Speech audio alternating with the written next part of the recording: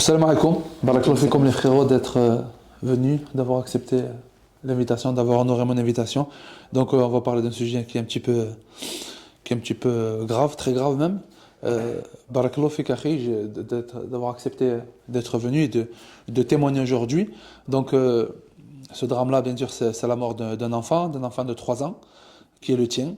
Et je vais te laisser filer en aiguille, te présenter, te poser des questions. Là, je vais commencer juste par, si tu veux bien te présenter avant, voilà, nom, prénom, âge, activité et ta situation maritale. Salam alaikum, je m'appelle Mangdi Chaïd, j'ai 31 ans, je vis à Colomiers. Actuellement, je suis sans emploi, mais de base, je travaille en aéronautique et je suis célibataire. D'accord, alhamdoulilah, mashallah. Bon, vu que le drame il est assez grave, les gens pourraient se poser la question, pourquoi tu acceptes de témoigner sur ton épreuve aujourd'hui face aux caméras? Déjà, ça va m'aider, premièrement, pour moi. Ça me fait du bien d'en parler, ce qui m'est arrivé. Et au cas où, peut-être qu'il y a des frères ou sœurs qui vivent la même situation que moi. Et si mon témoignage peut apporter leur aide ou faire un tilt auprès de eux, ben c'est avec plaisir. Mashallah, barakallahu fik. Donc, il t'est arrivé un drame, comme j'ai dit au début de la vidéo, que l'on saute à personne. Est-ce que tu veux nous raconter brièvement, après rentrer dans les détails, le drame? Oui, s'est passé? mon fils de 3 ans est décédé à la Hamou le 16 novembre 2023. Je l'ai appris ce jour-là par des gendarmes de Muret. Il a été tué par sa mère et son compagnon. Et du coup, je l'ai pu l'enterrer, alhamdoulilah, comme l'avait demandé l'islam. Tout ce qu'il fallait faire, je l'ai fait. Et maintenant, j'attends de savoir, j'ai des questions et j'attends de savoir pourquoi ils ont fait ça. Et voilà. Subhanallah. Qu'est-ce qui les a poussés à commettre cet acte horrible? C'est inimaginable, tiens, en disant de... Comment est-ce que tu penses savoir ou tu arrives à mettre des mots dessus? Il n'y a aucune excuse. Je sais que mon fils, il était reconnu pour être hyperactif. Donc c'était un enfant très très très très agité. Donc il courait partout, il avait la vie pleine dedans, quoi. Il était vraiment... Il aimait jouer, c'était un petit, voilà, il aimait faire des... C'est un enfant, voilà. Je sais qu'il avait ça. Donc je sais pas si c'est à cause de ça qu'ils ont décidé de le tuer. Je sais pas pourquoi ils ont fait cet acte. Elle habitait à 8 km de chez ses parents. Si elle n'en pouvait plus, elle pouvait l'appeler eux, elle pouvait m'appeler moi. Moi, j'aurais été toujours présent pour mon fils, j'étais toujours présent. Et je sais pas pourquoi ils ont fait cet acte. Je sais pas. Tu as aucune explication, elle n'a pas donné d'explication. Pour l'instant, non, rien. L'enquête est en cours, j'attends. Et ça me fait mal, parce que je comprends pas. Ce sont normalement des musulmans. Il n'y a pas à faire ça. Je comprends pas pourquoi on est arrivé à cette extrémité. Pourquoi arriver à cette solution? C'est pas comme si... je sais pas, c'est pas comme si elle m'avait appelé, que je l'ai rejeté, c'est pas comme si elle avait appelé d'autres personnes pour se dire, ben j'ai plus personne, voilà. Non, je sais pas pourquoi. Wallah, je sais pas. Qu'Allah t'apaise. Une autre question, comment as-tu appris cette nouvelle? Tu étais où? Tu étais en train de faire quoi quand tu as annoncé cette nouvelle? Justement, le 16 novembre, je travaillais en intérim dans mon ancien travail. Je préfère pas dire le nom de l'entreprise. Oui, bien sûr. Et ils m'ont contacté à 11 heures, deux gendarmes de Muret. En fait, de base, mon fils, il se faisait taper. Du coup, j'avais déposé une plainte le 4 novembre à commissariat de Colomiers, avec photos et vidéos à l'appui de ce qui lui est arrivé. Et j'ai été contacté la semaine d'après par le commissariat de Tournefeuille pour me redemander l'adresse de mon ex. Elle habitait dans la ville de Sobens.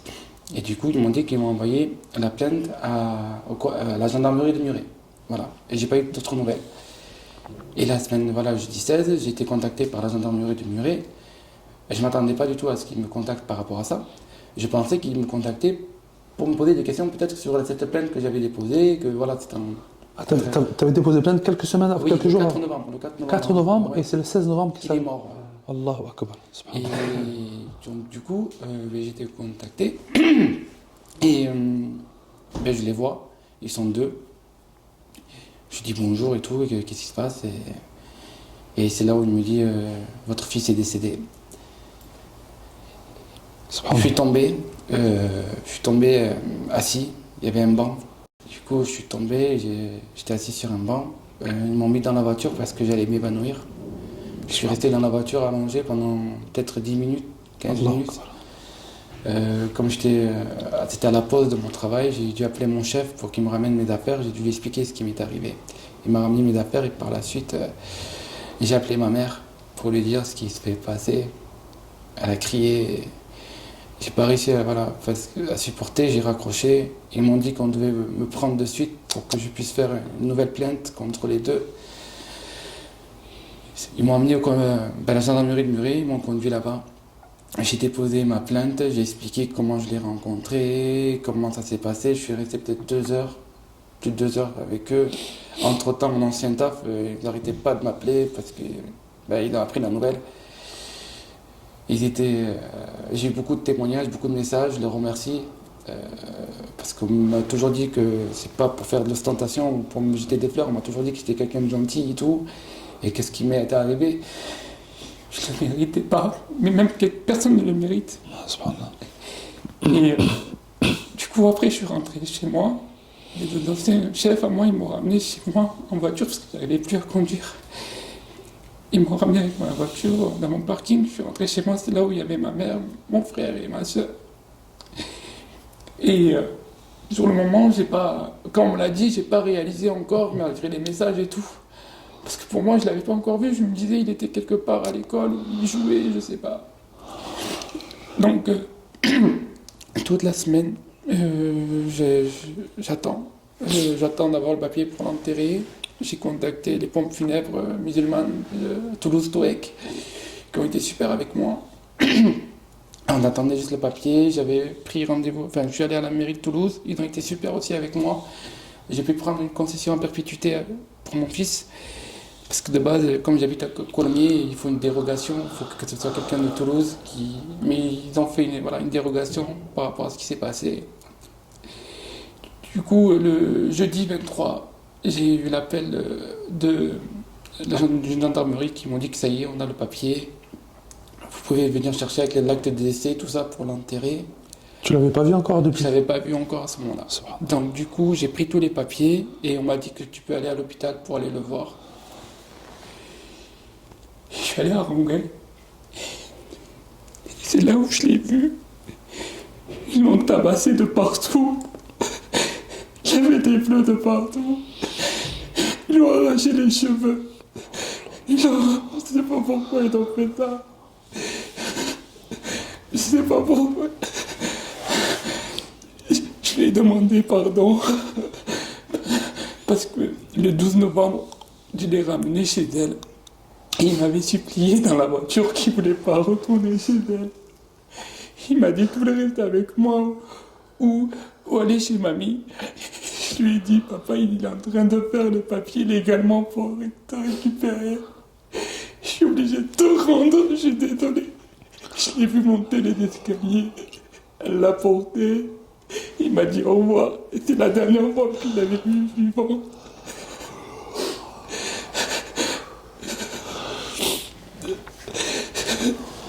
Voilà, tu as vu. Alhamdulillah. Alhamdulillah, khadallah khair, alhamdulillah. Il est bien là où il est, alhamdulillah, maintenant aujourd'hui. Alhamdulillah.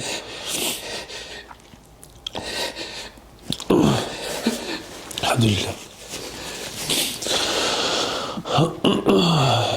Alhamdulillah khair. Je vais continuer, Inch'Allah, mon frère, comme ça on va essayer de... qu'Allah t'appelle, akhi. Donc comment a réagi ta famille et ton entourage à cette nouvelle? Il y a ton frère qui est avec toi aujourd'hui, machallah, Atta, excuse-moi. Bonjour à tous. Alors, pardon, c'est encore difficile. Moi, je travaillais. Moi, c'était une journée banale. comme tout, avec tout ce qui se passait, je pensais beaucoup à Samy. J'avais depuis plusieurs jours, depuis qu'on avait porté la plainte le 4 novembre, j'avais du mal à dormir, beaucoup de mal à manger, parce que je stressais pour lui, je pensais tout le temps à lui. J'avais une très bonne relation, vu que je vivais avec mon frère, je le voyais très très souvent. Et du coup, on pense tous les jours à lui. Et je m'en souviens très bien de cette matinée où j'étais à mon travail et le matin, je pensais à. Vu qu'il devait venir le week-end, je pensais à ce qu'on allait faire le week-end. Parce que je m'étais dit, comme d'habitude, il va venir à la maison, on va jouer ensemble. En plus, j'avais prévu d'aller l'amener dans un petit parc qu'il aimait bien, qui s'appelle Monkey Park. Ça faisait longtemps qu'il n'était pas y allé, j'avais envie de l'amener, faire une activité rien que lui et moi. Je pensais à tout ça, je me dis, voilà, il va venir, j'ai hâte qu'il vienne, il me manque. Et voilà, juste profiter de lui, c'est tout ce que j'avais envie. Et je pars manger, il est dans les alentours de 11h30, je suis assis, je suis tout seul à ce moment-là en plus. Je prends à manger, je suis tout seul. Et je reçois des messages de ma soeur et ma mère en même temps sur Messenger. Et entre plein de messages comme ça, d'un coup, rentre, faut que tu rentres, faut que tu rentres, faut que tu rentres vite. Et moi, sur le coup, je prends peur parce que je me suis dit, oh là là, qu'est-ce qui se passe? Oh, ça doit pas être grand-chose, mais là, vraiment, si. Bon. Et entre deux messages, je vois que ma mère m'envoie Samy est mort. Et là, je m'en souviens très bien, je suis assis. Et là, je suis assis sur la table tout seul comme ça. Et la sensation de déconnexion, vraiment, c'était dingue. Je lis le message et je dis non, non, non, non, non. Je dis c'est pas possible, c'est pas possible, c'est pas possible. Je dis que ça. Je reçois mon repas en même temps et là j'appelle Shahid. Et là je me dis, oh, c'est ma mère, elle a dû dire une folie, elle a dû faire un cauchemar, un truc comme ça. J'essaie de me rassurer sur le coup. Et là, dès que je l'ai au téléphone, je l'entends qui pleure, j'ai compris tout de suite que c'était vrai. Là, j'ai compris tout de suite. Et là, je me suis dit, non, non, non, non. Et là, il me dit, Atta, Samy, il est mort. Et là, je pense que je fais une petite crise de panique, je respire fort, comme ça, et je suis pas bien. Non, non, non, non, non, non, c'est pas vrai, c'est pas vrai. J'ai répété ça pendant 10 minutes, je crois, c'est pas vrai, c'est pas vrai, c'est pas vrai, c'est pas vrai. Parce que on veut pas que ça arrive. On n'a jamais pensé à ça. On s'est dit, le pire des cas, c'est qu'il finisse à l'hôpital, blessé, mais jamais que ça, quoi. Et vu que sur le coup, on savait pas du tout qu'est-ce qui s'était passé, moi, le temps de revenir un peu, il me rassure, il me dit, respire, respire doucement, fais doucement à ta. Et j'essaie de revenir et je raccroche. Je j'ai pas mangé, j'ai pris la nourriture à emporter. Et vu que de là où je mangeais à mon lieu de travail, c'était vraiment à 5 minutes en voiture, je suis allé voir mes collègues. Et en fait, j'ai une collègue à moi qui est maman d'une fille de 3 ans. Et indirectement, c'est vers elle que je vais parce que j'ai beaucoup parlé d'elle avec mon neveu, j'étais proche, ils ont les mêmes âges, ils avaient le même âge, etc. Et indirectement, je vais vers elle et elle me regarde en panique, qu'est-ce qui se passe? Parce qu'elle voit que je ne suis pas bien. Et en fait, c'est quand je le dis que je me rends compte. Je dis, ben, Samy est mort. Et là, je tombe comme ça, je pleure. Ils n'étaient pas vraiment au courant de ce qui nous arrivait, de ce qui m'arrivait. Une ou deux personnes étaient au courant parce que ben, c'était les délégués, voilà. Et là, je me dis, faut que je parte parce que je veux rejoindre mon frère, je veux savoir où est-ce qu'il est, je veux pas le laisser seul et j'ai aussi besoin d'avoir des réponses. Du coup, je me reprends un peu, mais je pleure toujours. Et je me ressaisis un petit peu, c'est difficile. Mes collègues me disent de ne pas partir parce que je dis non, non, je serai conduire, il n'y a pas de souci. J'ai un collègue à moi qui m'accompagne jusqu'à Muret, un frère musulman qui m'accompagne, avec qui ben, je lui explique tout l'histoire dans la voiture, les faits qu'il se faisait battre, qu'on se battait judiciairement pour le récupérer, que je ne comprenais pas ce qui s'est passé, que c'était, j'ai pleuré, j'ai beaucoup pleuré dans la voiture. Et moi, je suis quelqu'un où j'essaie d'être rationnel. J'essaie vraiment d'être rationnel au mieux parce que je me dis, il faut que je me calme. Ma famille a besoin d'aide. Et on arrive sur Muret. On arrive aux 2 commissariats, j'y vais dans les 2. Shahid il me dit, bah, viens pas, ça sert à rien. Du coup, à ce moment-là, je vais voir mon père et ses enfants, etc. Parce que mon père est remarié. Et je vais voir ma belle-mère, je vais voir mes demi-sœurs avec qui je suis très proche. Je les appelle, je raconte l'histoire, ils sont choqués, ils y croient pas. Je reste 1 heure là-bas, j'avais besoin de charger mon téléphone, etc. Je raconte ce qui se passe.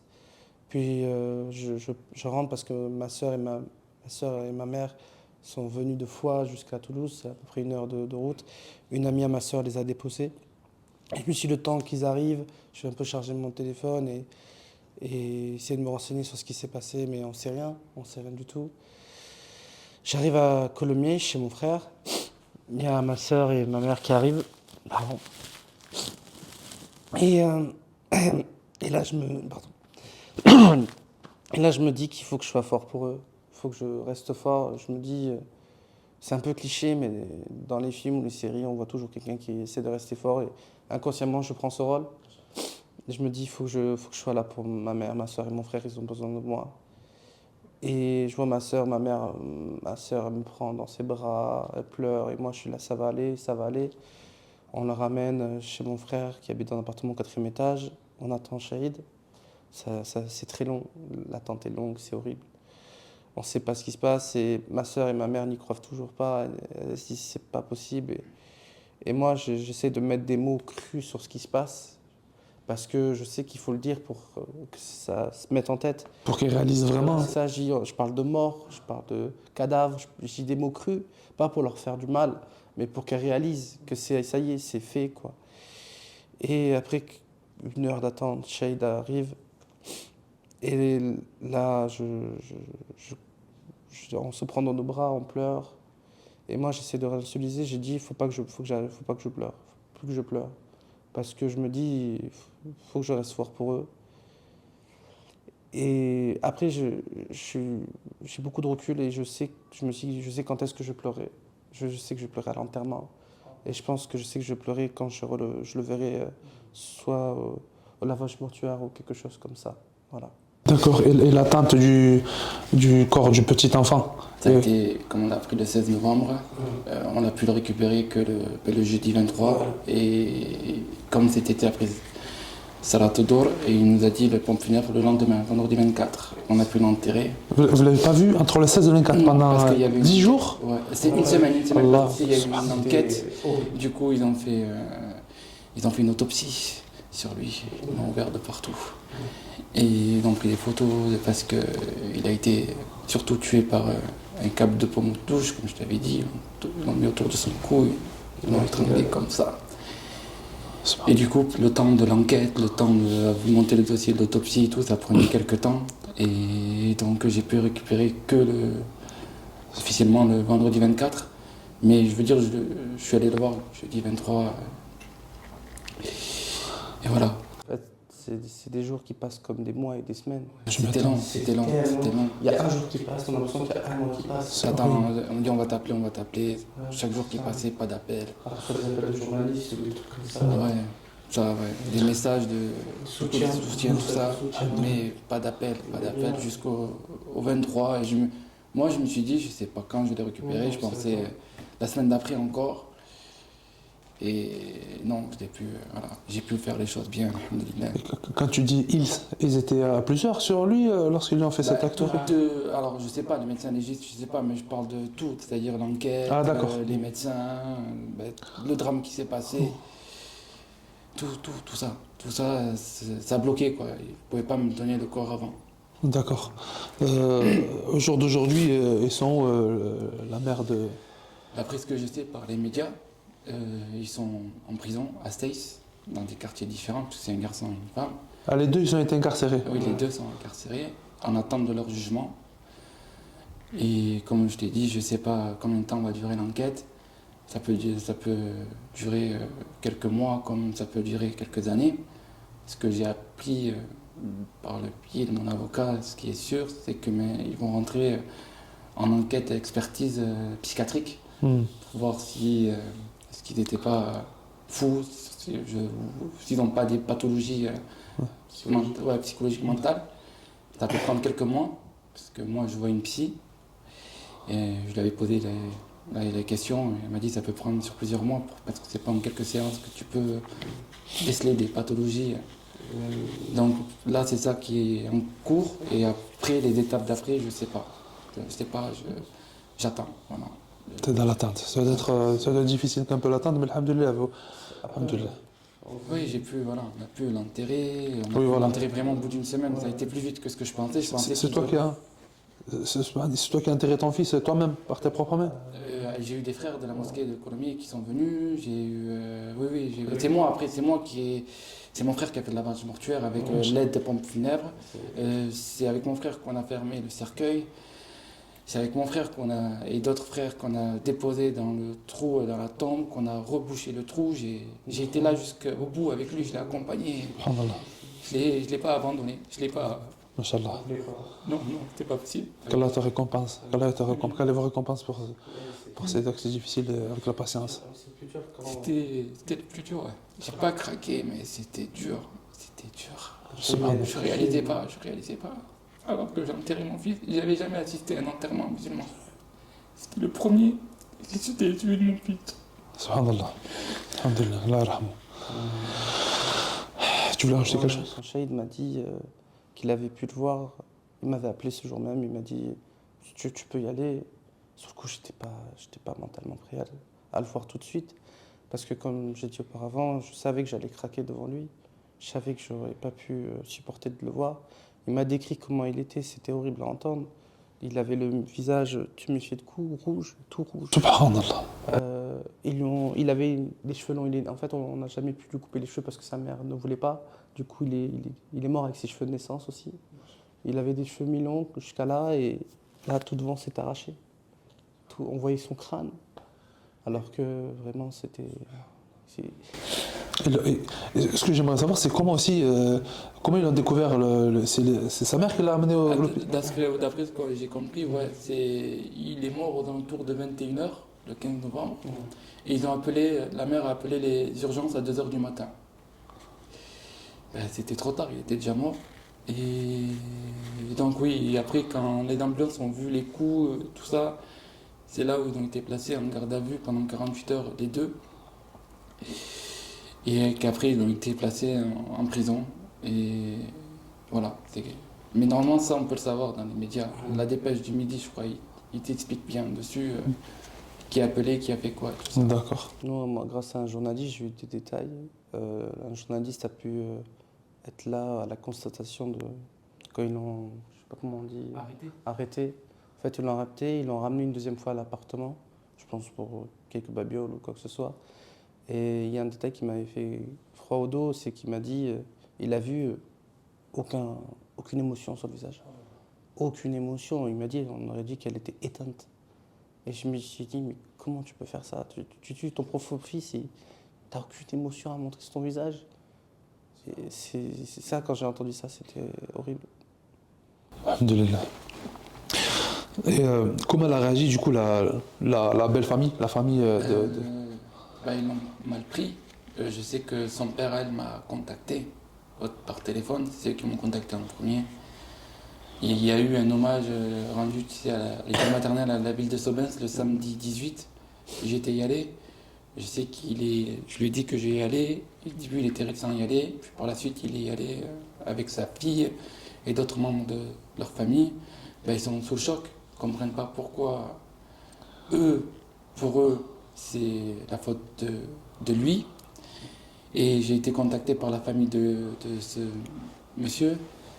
Et pour eux, c'est la faute de elle. Tu vois, ils se jettent la balle l'un à l'autre. Moi, personnellement, je m'en fiche. Oh, C'était les deux. Il était là. Oui, complètement. En plus, un des deux a filmé pendant qu'il était en train de le tuer. Ouais. Ils ont filmé. Ils l'ont filmé. Mais quelle est leur intention? Je ne sais pas. Et ils ont même filmé son corps une fois mort.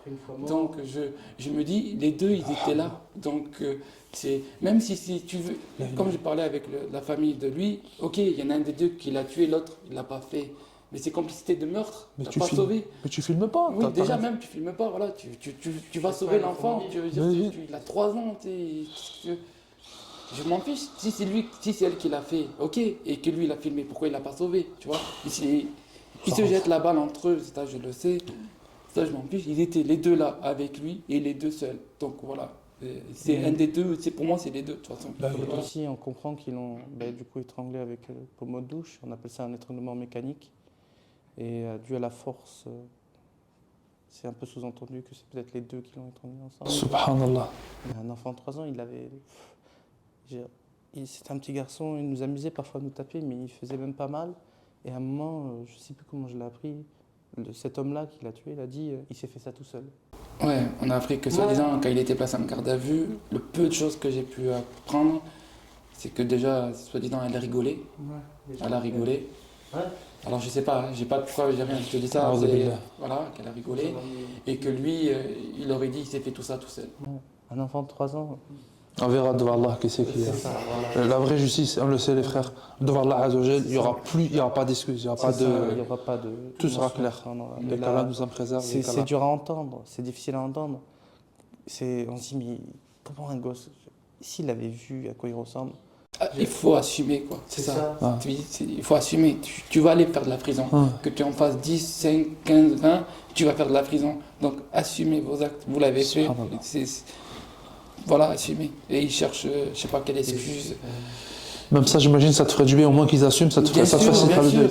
sûr, bien sûr, parce que voilà, c'est pour lui au moins, pour son honneur, il n'est pas mort tout seul. Je veux dire, il est voilà, j'ai vu, c'est pas non, il a été, on l'a tabassé, on lui a fait quelque chose. Donc venez pas me dire qu'il est tombé dans les escaliers ou j'en sais rien ou je sais pas quoi. Non, on lui a fait quelque chose. Donc c'est vous deux. Donc assumez, ça, ils disent rien. Voilà, d'après ce que je sais, ils veulent pas dire non plus grand chose. Et Mais on sait que ça pourrait nous aider s'ils disent pas grand chose finalement. c'est ce qu'ils disent, voilà, la justice. Mon avocat il m'a dit que s'ils disent rien, au bout d'un moment, la justice va trancher clair et net et ils prendront la peine maximum, les deux. Parce qu'en fait, la justice, ce qu'ils veulent, c'est aussi savoir qui a fait, Ben oui. qui l'a tué, quoi, exactement. Et ça ne dit rien, et ils disent rien, donc. Mais ils ont un avocat? Oui, Mais ils ont. quel avocat peut défendre cet acte? C'est un truc de fou. Bon, après, c'est métier d'avocat, c'est pas Après, facile. Tu sais, c'est pas forcément défendre dans le sens pour les faire sortir. C'est-à-dire, ils sont coupables, mais ils ont besoin, tu vois, d'un avocat. Ils sont coupables, ça c'est sûr. Ils peuvent pas, ils vont prendre une peine, c'est obligé. Mais je sais pas comment ils vont faire leur avocat, mais c'est qu'ils vont essayer d'avoir la peine minimale, quoi. C'est ça qu'on différencie un métier d'une personne, c'est que lui il fait juste son métier. Je pense que la personne, elle est touchée, elle se dit mais comment ils ont pu faire ça? Voilà, c'est ce que je me dis. On se dit, ils doivent le voir comme des monstres, mais ils doivent les défendre d'un côté. D'accord, ouais, d'accord. Ouais, ok. La belle famille, donc tu as réagi. Et toi, Shahid, quelle était ta relation avec ton fils qui s'appelait Samy. Samy? Machallah, tu l'as déjà dit en plus. Et le mode de garde et tout, comment ça se passe? Comment tu t'entends avec lui? Je m'entendais très bien avec mon fils. Je m'entendais vraiment bien. Il était. Je jouais avec lui, je m'occupais vraiment de lui. Alors la garde, c'était un week-end sur deux, tu sais, la garde classique. Voilà, donc tous les week-ends qui étaient mon tour, j'allais le chercher. J'ai payé la pension alimentaire, j'étais vraiment, voilà, je lui avais déjà dit, si tu as besoin d'aide pour lui, tu as besoin que je le garde en dehors, je suis là. Voilà, quoi, je vais être présent pour mon fils. J'ai des preuves, hein, où elle ne voulait pas que je sois près de Samy, elle n'a même pas voulu que je vienne à la rentrée, sa toute première rentrée scolaire. Subhanallah. En fait, elle a toujours fait pour m'empêcher d'avoir un lien avec mon fils. Pourquoi, je ne sais pas.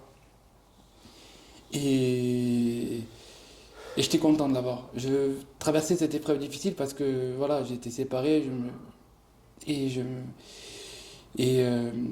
j'avais d'autres soucis un peu, mais il était là, tu vois, c'était mon rayon de soleil, tu vois, malgré que la religion, alhamdoulilah, elle est là pour moi, mais lui, il était là en plus Bien pour sûr, moi. bien sûr. Et je me disais, voilà, tu vas récupérer Samy aujourd'hui, tu vas l'avoir le week-end, c'est là. Alhamdoulilah, voilà. Et j'étais un papa poule, il avait tout ce qu'il voulait, il faisait des crises, j'acceptais. Voilà, il voulait tout le temps manger des frites et des nuggets. Il aimait trop ça. On allait dans une chaîne de fast-food halal qui s'appelle Boom Burger. Voilà, on achetait toujours le petit menu enfant avec ses nuggets. Il criait, il était trop content, il mangeait tout le temps ça. On le chouchoutait en fait, vraiment. Il aimait Spider-Man. On lui achetait des jouets Spider-Man, il lui achetait des jouets Spider-Man, il avait tout ce qui pas de patrouille, il regardait la télé, il voulait le téléphone en même temps, il voulait tout. En fait, on le laissait, c'était chez lui aussi. Même s'il était un peu dur à vivre parce qu'il est hyperactif, il bouge, mais on est heureux de l'avoir, quoi. On profite de lui, c'est pas sa faute aussi. Mais oui, c'est ça, on peut même pas l'accuser. On jouait avec lui tout le temps, il voulait tout le temps faire quelque chose, il s'arrêtait jamais. Quand il dormait, il faisait une sieste, les enfants, ils font 1 heure de sieste, lui il fait une demi-heure, il est rechargé pour 10 000% là, et il courait à droite à gauche, vraiment c'était extraordinaire. L'enfant nous apportait une joie de vivre extraordinaire. Alhamdoulilah. Qu'Allah le comble, là où il est, qu'Allah vous donne encore un mieux, Inch'Allah. Et quelle était ta relation avec sa mère avant et après votre séparation? Après la séparation, elle était très tendue. Elle, comme je te dis, me parlait très peu, alors que moi, je voulais enterrer la guerre, je voulais pour Samy que ça aille mieux. Elle n'a jamais voulu, quoi. Elle a toujours, voilà, des reproches, je sais pas quoi, toujours, fallait qu'elle dise quelque chose de négatif sur moi. Avant la séparation, bon, il y a eu des hauts et des bas, hein. Comme dans tous les couples, Voilà, quelque c'est part. ça. Et elle pouvait être gentille, douce, attentionnée, tout ça. Comme elle pouvait être très jalouse, très colérique, très froide, Agressif aussi. agressive, ouais, puisque si tu lis les articles que je t'ai envoyés, elle m'a déjà frappé, elle m'a déjà insulté, humilié. C'était presque un homme battu, c'est la honte de le dire, mais Subhanallah. des fois par mois, ouais, ça n'est pris à moi, ouais. Et Tu réagissais comment quand elle s'en prenait à toi, physiquement, carrément? ben, je l'ai poussée, tu vois, une fois, et elle Tu a le des défendais, genoux quoi. fragiles, mais je l'ai poussée, et tu as compris, elle est partie dire à tout le monde que je suis un homme violent, que je suis un homme qui frappe les femmes, alors que Wallah al-Adim, que non. Alhamdoulilah. Allah il sait de toute façon. Oui. T'en as pas s'inquiéter, Allah il sait. Et voilà, c'était ma plus longue relation, j'ai fait plus de 4 ans avec elle, et c'était la pire à la fois aussi, quoi. Subhanallah. Je me souviens d'une fois où j'étais allé chez lui, à l'époque j'habitais encore sur Albi. Je me rendais un week-end chez lui. Et en fait, je savais pas. Déjà, elle nous essayait de nous séparer. Elle lui a coupé les ponts avec tous ses amis. Même elle essayait de couper les ponts avec ses proches à lui. Et je me souviens, un week-end, je vais chez lui. Et je me souviens que pendant 40 minutes, je crois, 1 heure, elle lui a engueulé pour une petite cuillère. Une petite cuillère à café qu'il avait mal rangée. Pendant 1 heure, elle a insulté. Elle lui a rabaissé. Et moi, j'étais choqué. Je pouvais pas le défendre parce que je me suis dit, ben, en plus, on a le même âge, elle et moi. On a tous les deux 23 ans. Du coup, je m'entendais bien au début avec elle. Et du coup, à ce moment-là, ben, je me dis, je pouvais un peu la calmer, etc. On s'entendait bien, mais au fur et à mesure du temps, elle était glaciale, froide. C'était un vrai mur. Et quand c'est arrivé, j'étais choqué. Elle te parle tout le temps comme ça. Il me fait, laisse tomber, t'inquiète, laisse faire, ça va se calmer. Et moi, j'ai assisté ça une fois, ça m'avait vraiment choqué. Et en fait, je ne l'avais pas compris, mais il vivait ça tous les jours. Tous les jours. Pour un détail, ça pouvait être n'importe quoi. Un caleçon laissé dans la machine à laver, n'importe quoi. Une cuillère à café, mais j'étais choqué, moi. Une cuillère à café que tu laisses sur la table après manger, elle pète les plombs pendant 1 heure dessus. Et en fait, je ne me rendais pas compte de ce qu'il vivait, quoi. Et il vivait ça. La séparation, du coup, ça a été une libération pour toi, quelque part. Oui. J'étais triste pour mon fils, parce qu'il avait 5 mois. Mais j'ai mal pour un bien. Alhamdoulilah. Et après la séparation, quelle était ta relation avec elle? Est-ce que tu avais encore des contacts? Tu avais coupé tout contact? Comment ça se passait, du coup? J'avais contact par rapport à mon fils, mais c'était juste pour à chaque fois le récupérer. J'ai envoyé un SMS pour le récupérer, sinon pas de contact. Ok. Sinon, voilà, elle voulait, comme je t'ai dit, elle voulait vraiment m'écarter de mon fils. D'accord. Elle a eu son fils et elle est partie, quoi. Elle a dit voilà. La première année de vie de Samy, ça a été difficile. Ça a été difficile. Il y a des moments très très bas où j'ai vu Shahid dans des états horribles.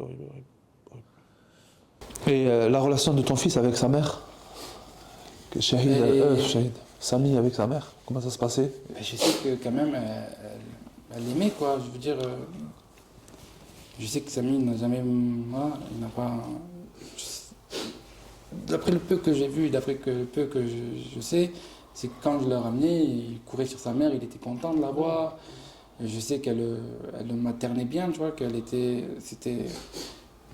Pour moi, c'était une bonne mère. J'ai jamais pensé sur ce scénario-là, j'ai jamais pensé que de ma vie que ça allait arriver à ce stade. Je savais qu'en 2022, elle m'avait déjà contacté plusieurs fois parce qu'elle souffrait par rapport à lui qui était tellement dur à gérer et que je lui dis je peux te le prendre plus, il n'y a pas de souci. Mais c'était, d'après ce qu'elle me disait elle, hein, parce que je sais que maintenant elle a beaucoup menti à tout le monde, que c'était ses parents qui ne voulaient pas que j'ai la garde en dehors de la garde, si tu veux. Ses parents sont un peu mêlés, on dit que non, il doit l'avoir pendant sa période de garde, et c'est tout. Et Pas de flexibilité, quoi. voilà, c'est ça. Alors qu'elle, elle n'était pas contre, puisque elle le fatiguait, donc, et puis des fois il me réclamait, c'est ce qu'elle me disait. Donc, moi tu m'appelles, tu me dis prends Samy, je cours, quoi. Je cours. Ça m'étonne quand même déjà les premières alertes quand tu as porté plainte et qu'il n'y ait pas eu de réaction sociale, pas d'enquête derrière, etc. Parce que des fois, pour moins que ça, une claque, un petit bleu, les gens ils retirent l'enfant et tout. Et là, carrément, ça m'étonne un petit peu de ce côté-là, c'est incroyable. Après, bon, Qadar Allah, c'est Allah qui a voulu ainsi. Il y a un bien derrière, quoi. Nous, on ne le voit pas peut-être de premier abord, mais derrière, alhamdoulilah, c'est un mal pour un bien, comme on dit, alhamdoulilah. Je te demandais maintenant, avec ce qui t'est arrivé, avec tout ce qui s'est passé, mariage, vie de famille, etc. C'est quoi maintenant ta perception du mariage et de la vie de famille? Comment, pour rebondir sur la question directe après, est-ce que tu appréhendes de reconstruire quelque chose de nouveau avec une autre femme? Avoir des enfants, etc. Oui, j'appréhende, je vais pas mentir, j'appréhende beaucoup, puisque c'est quand même sa mère et son compagnon qui ont tué mon fils. Donc, ça m'est arrivé une fois, je vais pas mentir, j'ai peur que ça m'arrive une deuxième fois. Pourtant, elle n'avait pas de casier judiciaire, ni lui non plus. Hein. Il n'avait pas de casier, c'est pas comme si j'avais pris des personnes, on va dire, peu fréquentables ou non fréquentables. Mais oui, j'appréhende sur ça. Et après, oui, j'aimerais bien me remarier un jour, Inch'Allah. Inch'Allah. Et ben, je prends conscience que voilà, quand je vois une vie de famille, les gens qui ont une vie de famille, tout ça, pour moi, ils sont riches. Parce que j'ai toujours voulu. En fait, moi, depuis petit, on m'avait toujours posé tu veux combien d'enfants, tout ça. J'ai jamais pu donner de nombre exact. Je me suis dit, Allah, s'il m'en donne un, je serai content. Toujours. Subhanallah. Au moins un. Et j'ai jamais donné de nombre exact. Et voilà. Et ouais, j'appréhende, bien sûr, j'ai peur de rencontrer. C'est pour ça que même maintenant, mariage civil, je préférais faire le halal et attendre quelques années et voir si ça se va bien. Derrière, faire le civil. Mais ouais, je psychote parce que même si ça se passe bien et que j'ai un enfant avec cette nouvelle femme, quand je serai peut-être au travail, ça peut m'inquiéter. Je vais l'appeler, ça va. Et jusqu'à que même l'enfant, il aura jusqu'à 4 ans parce qu'il est mort à 3 ans, mon fils, et je me dis, tant qu'il n'aura pas dépassé cet âge-là, j'aurai toujours une source de stress. Je sais pas si tu comprends. Complètement, j'imagine totalement. Tu seras toujours dans le doute, dans je me dis, voilà. l'inquiétude. C'est moi qui l'ai déposé le 12 novembre chez sa mère, quoi, qui m'avait supplié. Et c'est un peu comme si c'était moi qui l'avais tué, tu vois. Et donc, j'aurai toujours cette peur, en fait. Elle sera toujours là. Ce traumatisme sera toujours là. Je sais pas comment je dois le vivre avec. C'est très dur. Même si tu sais que alhamdoulilah, c'est pas toi du tout, hein. C'est pas toi du tout. Je pense que tout le monde te le dit, mais c'est dur à encaisser. Ouais, c'est normal. J'étais tout seul, je l'ai ramené tout seul. C'est peut-être moi la dernière fois. Il n'était pas allé à l'école ces 3 jours-là, j'avais appris. Et c'est moi la dernière personne qui a dû voir, quoi, avec ces 2 monstres, quoi. C'est deux fous. Subhanallah. Ok, très bien. On a appris beaucoup de choses après par la suite, sa mort. Par exemple, le fait qu'il n'était pas allé à l'école, parce qu'on se dit, mais l'école, il voit un enfant avec des bleus frappés, pourquoi ils font rien? Ben, en fait, il n'était pas y aller. Il l'amenait pas à l'école. Il se droguait ou... Non, je sais pas. Ça ne regarde pas. Là, je sais pas. Mais ça, c'est la justice qui va faire son enquête. Mais après, l'école, on va pas blâmer l'école. Ils appellent les parents, pourquoi il est pas là? Il est malade. C'est une mère, on le croit. Ouais, ils cherchent pas Ils plus cherchent pas peut-être. plus, c'est normal. Après, ils ont d'autres travail à faire. Même la directrice de l'école, je crois, avait dit qu'ils paraissaient de bons parents. Que, et du coup, je pense que ça. Ils ne pouvaient même pas s'imaginer ça aussi. Là, comme vous dites, comme vous décrivez la maman et tout ça, ça a l'air de pas, voilà, maman limite, maman modèle, maman Ouais, normale. Ouais, donner une bonne image. C'est ça, en fait. Quoi de plus normal qu'une maman qu'on peut croiser à la rue avec son fils qui prend soin de lui? On s'imaginait pas que quelques jours après, ils allaient l'étrangler jusqu'à l'asphyxie, jusqu'à le tuer, là, Allah yarhamou. Subhanallah. Et concrètement, quel impact ce drame, cette épreuve, a eu sur ta relation avec Allah, sur ta foi? Comment tu as vécu ça au niveau spirituel? J'ai pas changé, j'ai toujours prié, alhamdoulilah, j'allais toujours à la mosquée. Et je lui demande de me faciliter cette épreuve, euh, de, de continuer. Parce qu'on me dit que une épreuve comme ça, Allah il éprouve ceux qu'il aime. Mais d'un côté, je me dis, ils l'ont quand même tué, ils l'ont envoyé à Allah.